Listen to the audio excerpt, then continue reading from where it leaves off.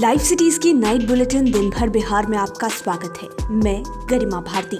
सबसे पहले आज की सुर्खियों पर एक नजर।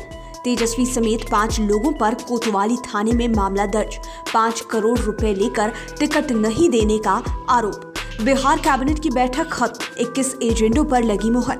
जीतन राम मांझी के बयान से गरमाई बिहार की सियासत। भगवान राम को बताया काल्पनिक। मांझी पर भड़के भाजपा नेता। पूछ लिया आपके नाम में राम क्यों लगा है। लालू यादव ने राजद नेताओं को पढ़ाया अनुशासन का पाठ। तेज प्रताप नहीं हुए शामिल। चिराग ने नीतीश कुमार पर बोला हमला, बताया वन मैन आर्मी। आज थम जाएगा पंचायत चुनाव के पहले चरण का चुनाव प्रचार। 24 सितंबर को होगा मतदान। जेडीयू की रोजीना नाजिश ने किया एमएलसी उपचुनाव के लिए नामांकन।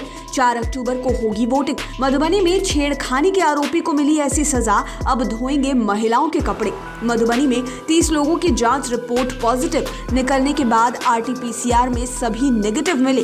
पीएमसीएच में टाटा वार्ड से शौच के बहाने एक कैदी फरार। अब खबरें विस्तार से।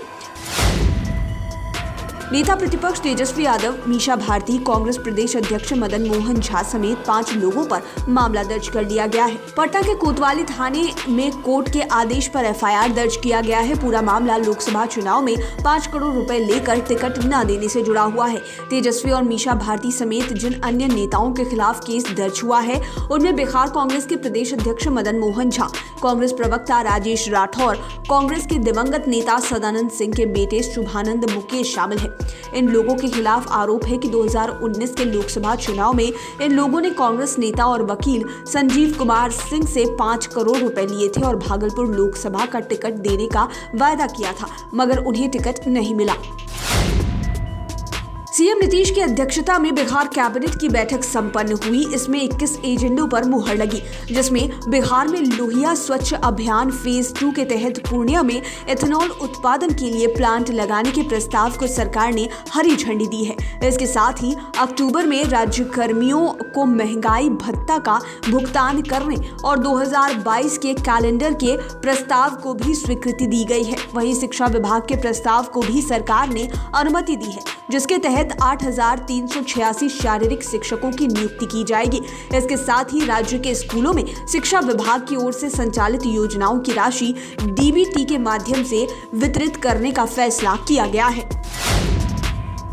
मध्य प्रदेश की तर्ज पर बिहार में स्कूली पाठ्यक्रम में रामायण को शामिल करने पर बिहार की सियासत तेज हो गई है। बिहार बीजेपी भी यह मांग कर रही है कि यहां पर भी बच्चों के सिलेबस में रामायण को जोड़ दिया जाए। इसे लेकर अब बिहार के पूर्व सीएम और हम सुप्रीमो जीतन राम मांझी से सवाल किया गया तो उन्होंने भगवान राम के अस्तित्व पर ही सवाल उठा दिए। उन्होंने कहा कि मैं राम के अस्तित्व को नहीं मानता, अपनी अपनी आस्था की बात है। कोई भगवान को मानते हैं और कोई नहीं मानते। वहीं उनके बयान का समर्थन करते हुए राजद नेता उदय नारायण चौधरी ने कहा कि राम को किसी ने नहीं देखा, यह पूरी तरह काल्पनिक है। बिहार के भाजपा विधायक हरिभूषण ठाकुर बचौल ने जीतन राम मांझी पर बड़ा हमला बोलते हुए सवाल पूछा है कि आपके नाम में राम क्यों है, आपका नाम जीतन राक्षस मांझी क्यों नहीं है। वहीं मंत्री सम्राट चौधरी ने कहा कि भगवान राम पर हम लोग कभी समझौता नहीं करेंगे। हमारी 5 सरकारें चली गई, भगवान राम में हमारी पूरी आस्था है। भगवान राम के लिए हम लोग कोई भी कुर्बानी दे सकते हैं। भाजपा नेता नितिन नवीन ने कहा कि ऐसे बयान राजनीति की रोटी सेकने के लिए दिए जाते हैं, जिससे देश का भला नहीं हो सकता। पटना में राजद का 2 दिवसीय प्रशिक्षण शिविर आज संपन्न हो गया। इस शिविर के दूसरे दिन आज राजद सुप्रीमो लालू यादव भी सोशल मीडिया के जरिए ऑनलाइन जुड़े और राजद नेताओं को अनुशासन का पाठ पढ़ाया। इस दौरान कार्यकर्ताओं से उन्होंने कहा कि राजद के नेता हरा झंडा अपने घर पर लगाएं और हरा गमछा साथ रखें। राजद सुप्रीमो लालू यादव ने कार्यक्रम में मौजूद सभी वरिष्ठ नेता के सामने अपने छोटे बेटे तेजस्वी की तारीफ की। इसके अलावा उन्होंने प्रदेश अध्यक्ष जगदानंद सिंह की भी प्रशंसा की। वहीं इस शिविर में लालू प्रसाद यादव के बड़े बेटे तेज प्रताप यादव शामिल नहीं हुए। पूर्णिया दौरे पर आए चिराग पासवान ने मुख्यमंत्री पर बड़ा बयान दिया है। उन्होंने सीएम नीतीश को वन मैन आर्मी बताया है। उन्होंने कहा कि सीएम नीतीश किसी से कोई सलाह मशवरा नहीं लेते हैं, खुद ही सारे फैसले करते हैं। साथ ही उन्होंने भाजपा और जेडीयू नेता और विधायक से पूछा कि वे दिल पर हाथ रखकर बता दें कि किसी भी योजना के लिए नीतीश कुमार ने उनसे विचार लिया है या नहीं। सहयोगी तो दूर की बात है, वह खुद अपने मंत्रियों से भी सलाह नहीं लेते हैं, खुद से सारा काम करने में विश्वास करते हैं। उन्होंने कहा कि मुख्यमंत्री और उनके 4-5 अधिकारी सिर्फ यही लोग बिहार चला रहे हैं। 24 सितंबर को होने वाले पहले चरण के पंचायत चुनाव का प्रचार प्रसार आज शाम 4 बजे से बंद हो गया। राज्य निर्वाचन आयोग वोटिंग की तैयारी को अंतिम रूप देने में जुटा हुआ है। आपको बता दें कि पहले चरण में 10 जिलों के 12 प्रखंडों में वोटिंग होगी। इस चरण के मतदान 26 और 27 सितंबर को होंगे। इस चरण में 6 पदों के लिए कुल 15,328 उम्मीदवार मैदान में हैं। इस बार पहले चरण के लिए पुरुष से ज्यादा महिलाओं ने नामांकन किया है। नामांकन भरने वाले पुरुषों की संख्या जहां 7,235 है, वहीं 8,093 महिलाएं इस बार पंचायत चुनाव में अपनी दावेदारी पेश कर रही है।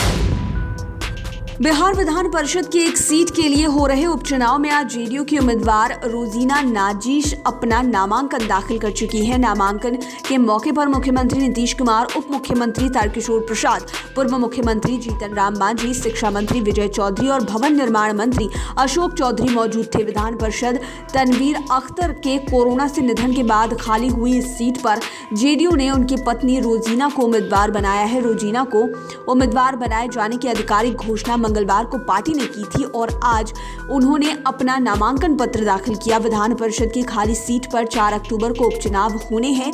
उसी दिन चुनाव परिणाम भी आएंगे।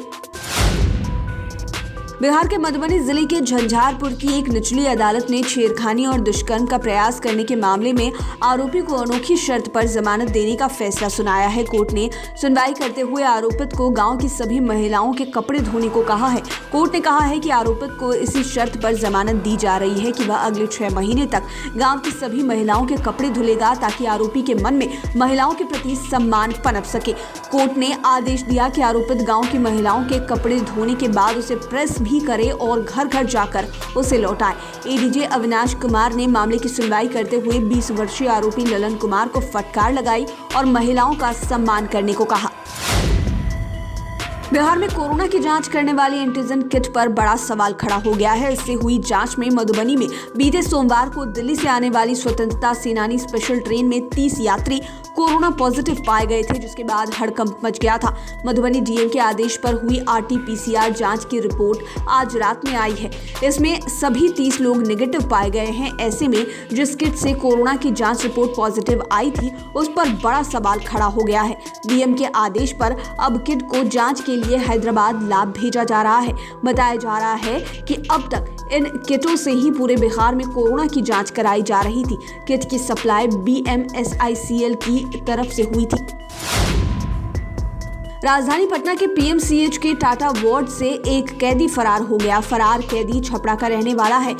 इसका नाम सुधांशु राय बताया जा रहा है। वह आज सुबह शौचालय गया था, जहां से मौका पाकर वो फरार हो गया। काफी देर तक इंतजार करने के बाद उसके वापस नहीं लौटने पर सुरक्षा कर्मियों ने उसे खोजना शुरू कर दिया, लेकिन उसका कोई भी सुराग नहीं मिला, जिसकी जानकारी वरीय पुलिस पदाधिकारियों को दे दी गई है। जानकारी के मुताबिक अभियुक्त नाबालिग के अपहरण के मामले में सिवान जेल में बंद था। तबीयत खराब होने पर उसे Patna medical college and hospital के टाटा वार्ड में भर्ती कराया गया था।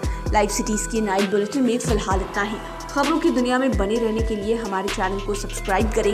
ये वीडियो फेसबुक पर देख रहे हैं तो पेज को लाइक करें, साथ ही साथ आप हमें ट्विटर पर भी फॉलो कर सकते हैं। धन्यवाद।